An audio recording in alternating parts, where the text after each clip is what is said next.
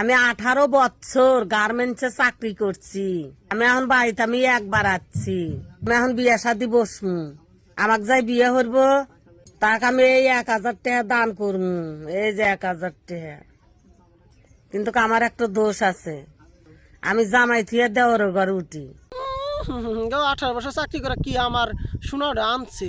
আহা গার্মেন্টসে চাকরি করে না হবরি না হইলে আজকে এক বুত্তল মহিষ দিতাম। আজকে আমি মধ্যে শিক্ষাটা দিয়ে দিতাম ব্যস্তা বেরি বুড়া বসে বিয়া অবস্থা কে? তোমার মা তো খারাপ কে?